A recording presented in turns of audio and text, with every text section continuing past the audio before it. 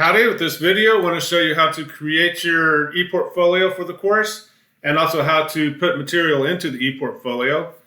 So what we're going to do is we're going to go to the class, and whichever class you have. Then we're going to come over here to ePortfolio. If you don't see it on a small screen like those Chromebooks may not show this, you want to click on more and it should show the ePortfolio function. But we're going to click on that. And we're going to start by creating a presentation. You should only create one presentation for this course. Don't create multiple presentations and have your stuff across multiple presentations. So we're just going to click New Presentation. And then we're going to name it.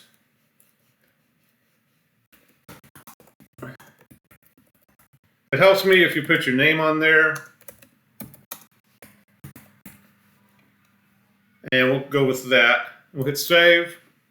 You can always go back and change this if you don't like, well, wait a minute, I forgot something. We can always go back and change that. So we have our presentation created. We're going to pick a theme. So we're going to click on theme. This is just what your ePortfolio is going to look like. And the ePortfolio function is kind of slow, so you got to kind of be patient. We'll go with simulation. If you set the theme and later on you don't like it, you can go back into that presentation and pick a different theme. So we're just going to pick that one. And you can always view the presentation if you want to, and that's what it's looking like right now. So we want our name in the banner, so we're going to come back to banner. And again, once your name on there, I have the semester and the year. And we're going to hit save. Excuse me. All right. And so now we have our presentation ready. We're ready to start uploading content. And here's where the ePortfolio function in D12 gets counterintuitive. You have to already have your stuff in the ePortfolio and then you move it over to your presentation. So you can't like upload it from Google Docs or Word or whatever. You have to actually already have it uploaded into the ePortfolio, into your ePortfolio function. So we're going to go back to ePortfolio up here. And the way you upload it is you go to My Items.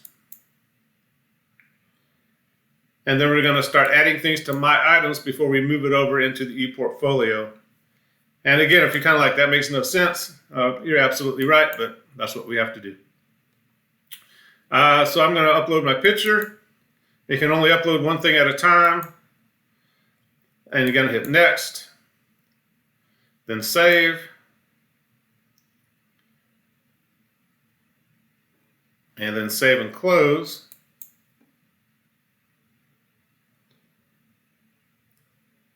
And I think should be in there.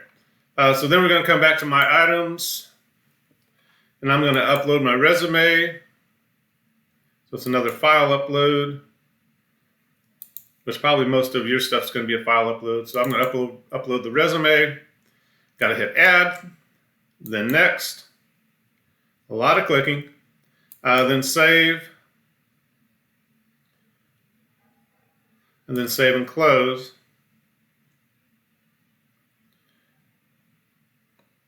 And there we go. So if we come back to the ePortfolio, it's going to show the stuff I've uploaded. So I want to get the material I uploaded into my presentation. So I'm going to come down to the presentation I created. I'm going to click the little arrow. If you just click on the presentation, it'll show you the actual presentation. So you want to click the arrow and come down to Edit. And then we're going to come to Content and Layout. And there it comes. Okay. So probably what you might want to do is have two different pages. So we're going to click on this new page because you're going to have your career essay stuff and then you're going to have your revised essays in the ePortfolio. So we're going to do one with revised essay.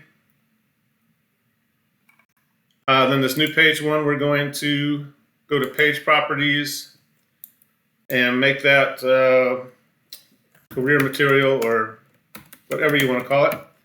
I'm not too concerned with how you label stuff as long as I can find it when I go in there. So we're under career material, and we're going to add components.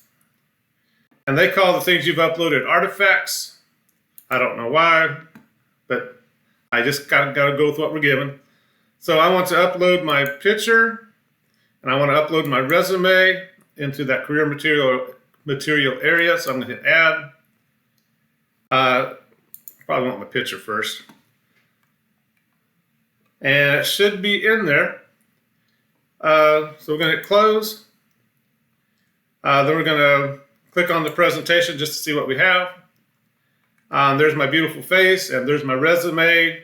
And I'm starting to build that ePortfolio. And again, by the end of the semester, you should have all your essays up here, the academic plan, your resume, the scholarship letter, all that good stuff. And you're starting to develop that ePortfolio.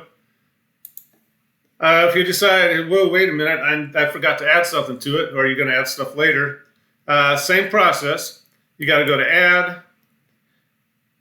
In my items, you got to go to add, and then file upload. So let's say for some reason I want the class schedule up there. And you got to go add and next, and save and close. Pretty soon you're going to be telling it what to do and just waiting on it. Again, you got to be kind of patient. So it's saved successfully. So I got to go back to my presentation. There it is. Click the arrow, go to edit. Oops. Hit the wrong thing. Oh, I'm sorry. Then you're going to come down to content and layout. Like I said, it's not intuitive, and it's easy to get kind of like, wow, I just want it in there. Then once you're in there, if I wanted to put that under revised essays, I click on revised essays, then add a component. Again, it's called an artifact. Then I need to go find that class schedule. I'm going to add it, and it should be there. You just hit close. You should have it. And again, if you want to check your presentation, so there's my career material. Then if I go into revised essay, that's where I put that class schedule. You can toggle back and forth if you want to. And sometimes PDFs work better, although it downloads it and I have to upload it. It's kind of a pain, but that's okay. But that's what the presentation will look like. If you have any questions, be sure to let me know. But I thought I'd do the video instead of trying to do this in front of 28 people in class. But if you have questions, be sure to let me know, and we'll talk to you later. Bye-bye.